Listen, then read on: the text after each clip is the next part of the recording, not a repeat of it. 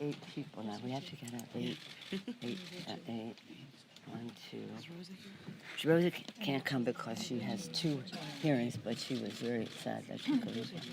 1, 2, 3. Okay, Richie. Okay. You got the 8. Yes, he did. Good morning, everyone. This is a day we've all been working to and working for on the path to yes. We were in range for a while, but until we could cross a certain threshold of enforcement for our workers' rights, for environment, and for the prescription drug issue, as you know, they were 3 of the areas that we had put out there. I want to thank our chairman, Richie Neal, chair of the Ways and Means Committee, the 8 members of the task force, whom I will acknowledge momentarily, but thanking them for their leadership in negotiating on different segments of the legislation. I also want to thank Richard Trumka, the president of the AFL-CIO. He was persistent, dissatisfied, knowledgeable. He really got us to a place which is a far distance from where we started with the proposal that was given to us. There is no question, of course, that this trade agreement is much better than NAFTA. But in terms of our work here, it is infinitely better than what was initially proposed by the administration. And I credit our chairman, Richie Neal, for helping us navigate all of these places. The unity of our caucus on specific priorities in order to get the job done. And again, the brilliance and knowledge of Richard Trumka as to the ramifications of every provision that was in the legislation. We'll be handing out a memo from the Ways and Means Committee. You may have it, which explains why we are so proud of the distance that we have come from where we started with the administration on this legislation. It's a victory for America's workers. It's one that we take great pride in advancing. The members of the 8 members of the task force, Congresswoman Rosa DeLauro, who has a markup in her committee about workers' rights or in appropriations, Congresswoman Jan Schakowsky, you'll be hearing from, Mike Thompson of California, Terry Sewell of Alabama, Suzanne Bonamici of Oregon, whom you'll be hearing from, Jimmy Gomez of California you'll be hearing from as well. Where are my others? John Larson of Connecticut, Earl Blumenauer of Oregon. 1, 2, 3, 4, 5, 6, 7, 8. Here we are. And now it's my honor to yield to Richie. He was indeed a maestro to make all of this happen. It's with great respect and admiration for his work and gratitude that I yield to the chairman of the Ways and Means Committee, Richie Neal. Thanks, Madam Speaker. So, thank you. Every once in a great while, you get to participate in a "it will never happen" moment, and we are witnessing that today. The other value of technology, I will point out, was after a round of intense finishing conversations and negotiations over the weekend that started on Saturday morning with the Speaker and myself and the Trade Rep, Robert Lighthizer, we went back and Mr. Trumka, the Speaker, was on a hunting expedition. We spoke with him frequently. But the Speaker talked to me earnestly about we're near. And on Sunday, when Tom Brady was about to take it in, all of a sudden I looked at my phone. It said Pelosi for caller ID. Long wisdom tells me, the hell with Brady, take the call. And I was watching Baltimore and the 49ers. So this is a transformative agreement. It's a template, I believe, for future agreements. Our constant emphasis was on enforceability. We fixed that. And the idea and the notion that the president of the AFL-CIO, Rich Trumka, would be supportive of this initiative, I think, tells the story. But this is more than a triumph for organized labor. It's a triumph for workers everywhere across America. In terms of the working group members, I want to say that they strengthened the labor standards. They strengthened the environmental chapters. They enhanced the verification mechanisms for environmental trade. With the unflinching leadership of the Speaker, we also secured important changes in USMCA that preserve Congress's ability to change U.S. law to address the crisis we are facing with respect to high prescription drug prices. Over the intense period of these negotiations with the administration, I repeatedly emphasized that USMCA will deserve a vote because it's an agreement that Democrats shaped. I don't think anybody on this dais would have said 2 months ago that we would have been able to get as far as we did in this negotiation. It was based upon goodwill, but also a determination that we acknowledge the problems that have existed in the past with enforceability. And it was a very telling moment. This was shared with the media. On the day of the break in August with the working group, I said to the trade rep the last meeting, I said, nothing has fostered more disagreement about trade than the lack of enforceability. And the trade rep said to me, you are absolutely right. And he said, I want to tell you, and this is, I think I'm not speaking out of school, he said, there have been people in the State Department, the Defense Department, and the Oval Office over the years who said, don't get this one upset and don't get that one upset, because we might need them on future geographic issues. He said, our position has been that we are supportive of the thrust of what you want to do here. And I think that the initiative that we offered, his position, I think the offering that we have in front of us today is indicative of the goodwill. But some of the members on this task force, and including the chairman of the subcommittee, Mr. Blumenauer, what a job they did. These were intense, argumentative, angry negotiations. I mean, this got really hot on a number of occasions. I think we set a world record for hanging up on each other, myself and the trade rep. And but at the same time, we also knew that this was an opportunity that we couldn't let get away from us, and we did that. So we will continue to share more details in text. The last point is a reminder that I traveled to Mexico with a delegation to meet the President of Mexico. Then right after that, I traveled to Canada to meet with the Prime Minister of Canada and the Minister for Defense and Trade, Freeland. They are, I believe, they were good partners in this. They conceded just about to every point that we asked for because of the following: enforceability, enforceability, enforceability. So with that, Madam Speaker, I'll turn it back to you. Well, we're going to turn it back to Jan Schakowsky, a champion on the issue that related to pharmaceuticals in the trade agreement. Thank you, Madam Speaker. It's been an honor to serve on the working group.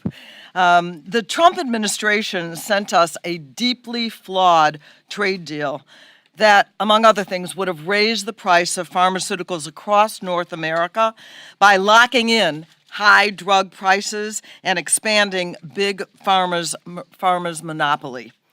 Over the past 6 months, my Democratic colleagues and I on the working group, we worked for a deal that helps America's patients, workers, and all consumers. We now have a new and improved renegotiated NAFTA that prevents Big Pharma from raising the price of prescription drugs across the United States, Mexico, and Canada. First, we eliminated provisions that undermine Congress's ability to change domestic policy that lead to high drug prices. The Trump administration tried to tuck into to tuck in big corporate gifts to Big Pharma in the USMCA, 10 years of market exclusivity for biologics. Though we currently have in the United States 12 years of exclusivity in the United States, this trade bill would have tied Congress's hands and prevented us from enacting legislation. I have a bill that would actually lower the exclusivity period. But that provision is now out of the trade deal. It is gone.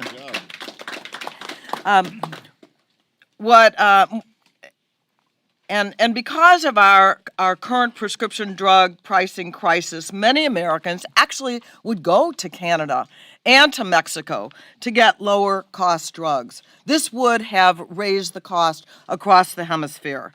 And this deal would have caused prices of prescription drugs in those countries to skyrocket. On the first day of our negotiation, I told the U.S. Trade Representative Lighthizer that the biologic exclusivity provisions needed to be removed, and now they are gone.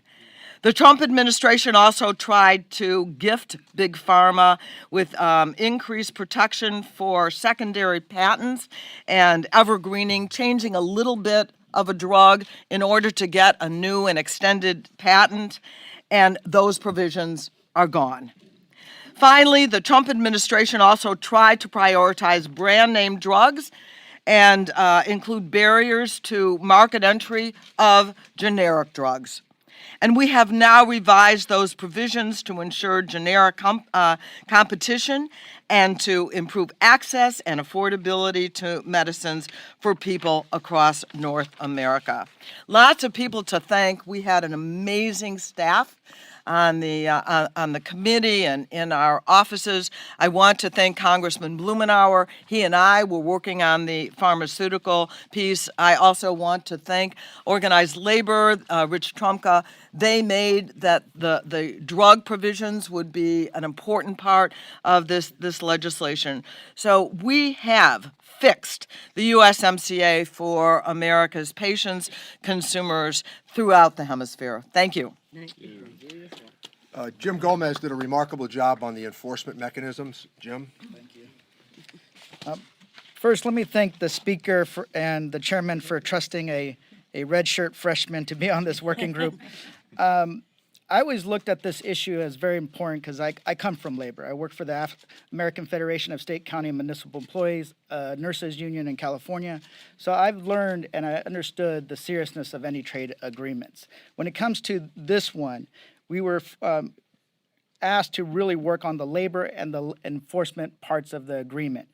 We look at it as a three-legged stool. One, the labor rules within the agreement. Two, monitoring.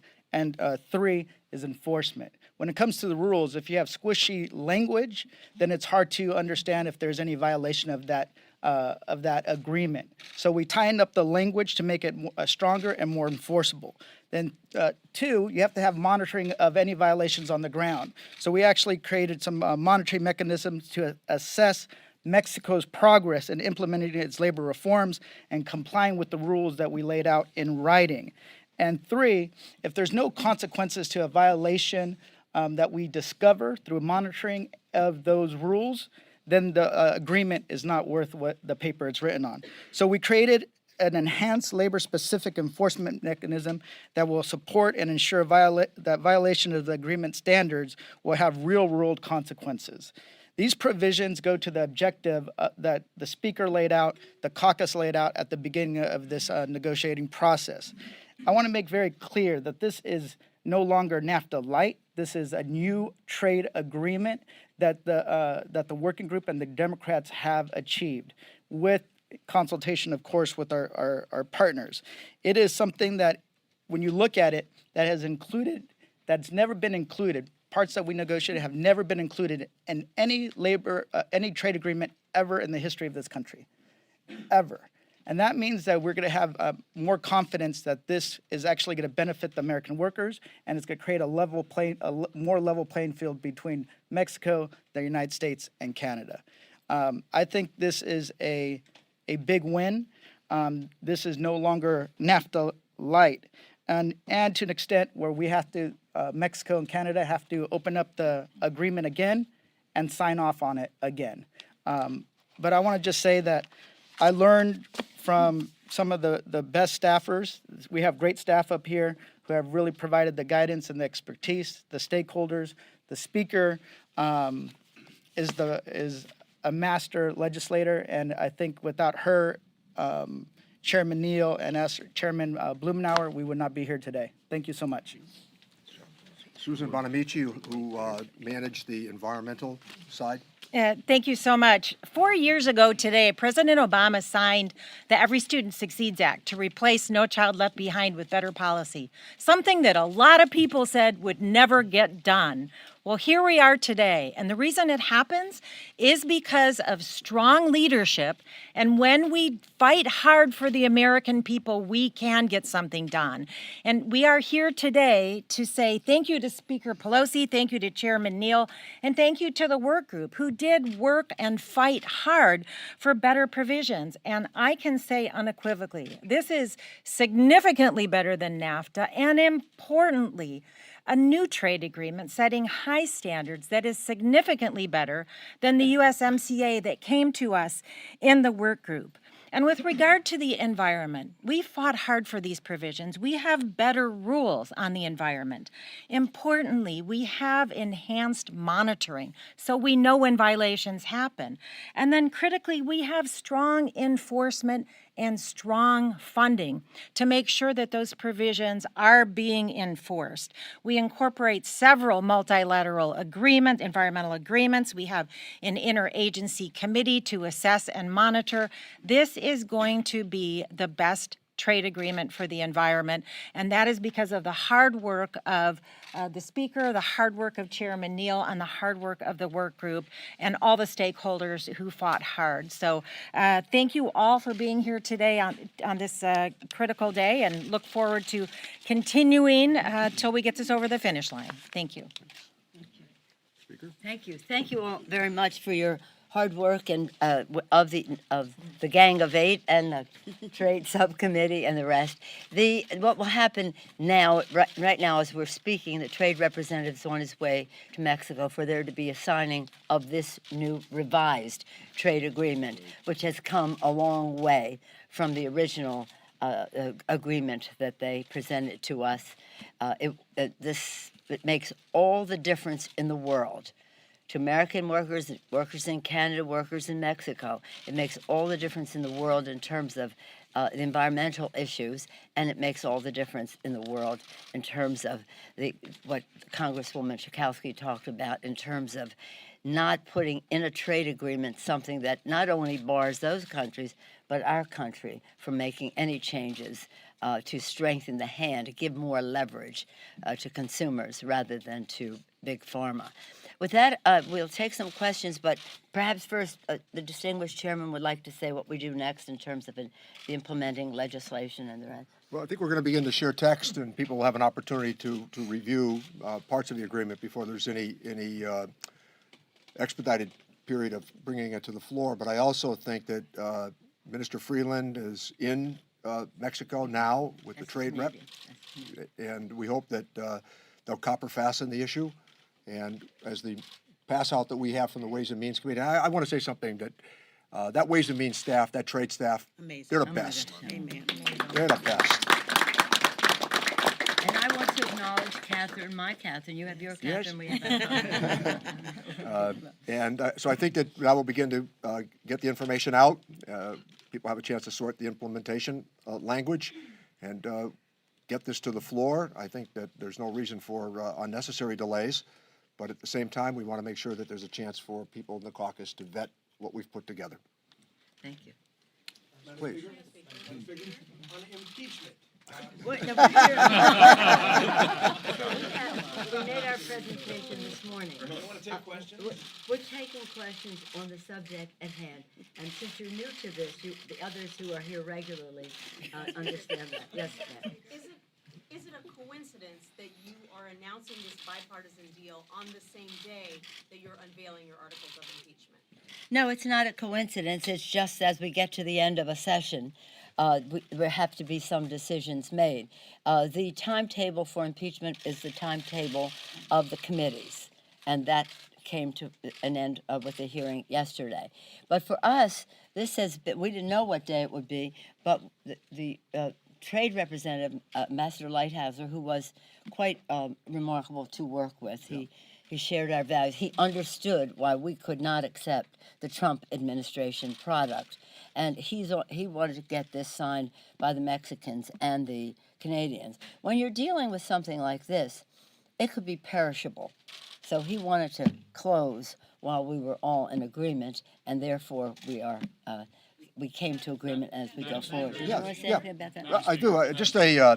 Again, it was just the idea of timing on this was that notification was offered that we might get there, so that we had to prepare the Mexican president, the Canadian prime minister, and as I noted earlier, the ambassador and the speaker cautioned him on Saturday. I'm witness to the conversation on the phone.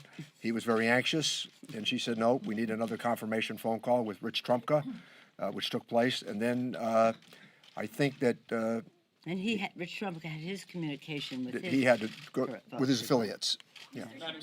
And then, if I just may on that score, we're coming to the end of the session. So if you engineer back from what we hope will be the end, December 20th, if you engineer back in order to get something accomplished, which we hope to do before the end of the session, you have to move. Madam Speaker, what do you say to those who wonder how you can say that President Trump is an existential threat to democracy on the one hand, but also work so closely with his administration to get something like this done, which is such a priority for them as well? I would say that we came a long way from what he originally proposed.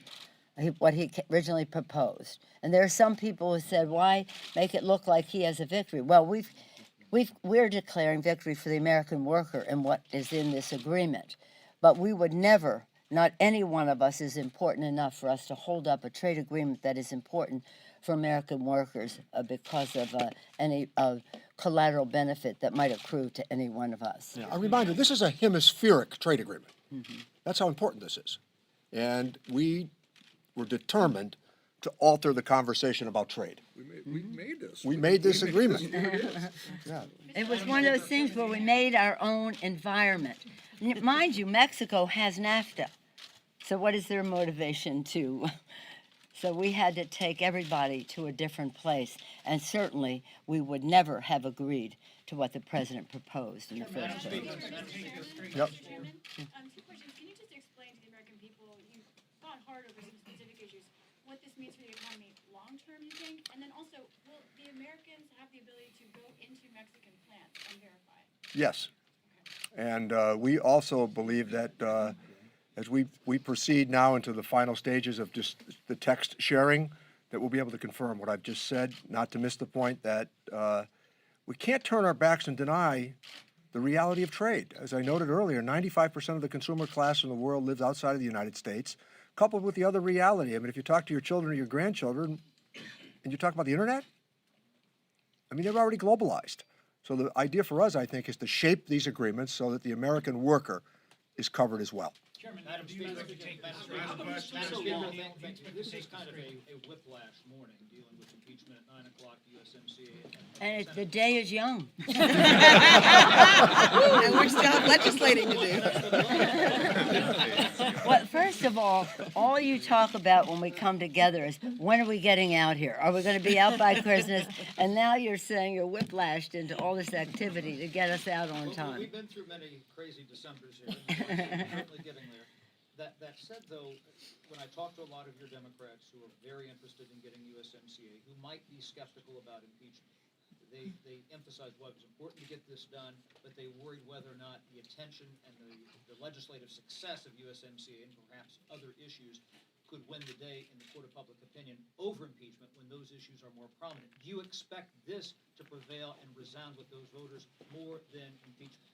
This has a life of its own. This is about, as the chairman said, globalization is a reality. It is not going away.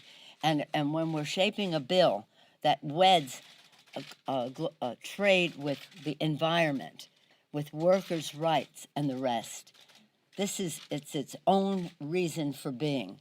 It has nothing to do with the rest of whatever you were talking about. But I will say that it is in terms of globalization, environment, and then talking about not using a trade agreement to hurt our ability to make our own laws in the United States and those countries to do so. I have one disappointment, which was 260, but I was 230. I was too late coming in on Can you it. explain that a little bit so people understand the Well, it's no use going into it. I mean, I lost. Here's the thing. They had 230 in the agreement. There are some members who wanted that, I guess. I don't know. He didn't name names, but he had 230 in the agreement, which is, in my view, the wrong way to go. It's a real gift to big tech. But I had said to and we know this, I had said to the trade representatives were not adding any more issues to the discussion. Environment, pharmaceuticals, workers' rights, enforcement. That came to my attention after I made that commitment. And, by the way, it was a letter from the chairman of the committee, Mr. Pallone, and the ranking Republican member asking that it be removed. But unfortunately, I got it after I made the pledge of not moving any goalpost anymore. Can you talk about the time frame? It was more than a year ago when the original deal was signed. How come it took so long to take this up? Last question. Because we were not going to accept the original deal. That's right. I mean, that's what it comes down to. It's a real indication of why we are celebrating today this victory for the American worker. Because under the leadership of our chairman, Richie Neal, and the hard work of our 8 members of the working group, and in addition to that, the Trade Committee, and the input that we're getting from all of our members of our caucus about what the impact was in their areas, and we shared that with the trade, with Mr. Trumko, with Mr. Lighthizer, and the rest. It takes a while, especially when you're starting with something that is a non-starter, and that's what the Trump administration gave us, a non-starter. So if you want to talk about the time, just understand the change that was necessary in that and had to be made in the agreement, the treaty, not just what we would do in our implementing legislation, which is our own discussion, but what we had to have with the Canadians and the Mexicans. Actually, I found it to be relatively short. Perhaps you haven't been around here when we have had major battles on trade. Remember NAFTA 1? Oh my gosh, that was something so intense, heated, and long. This was really quite easy compared to that. And as the chairman said, this can be, what we wanted was not only to inch our way to a place that we wanted to take it to another place where it could be a template for future trade agreements, that a standard was set in terms of workers and how we respect our own legislative process here, as well as how we say that whatever you want to say, there is a direct connection between trade and the environment. You cannot separate them. Thank you. Thank you. Thank you. Program will start at 10:45.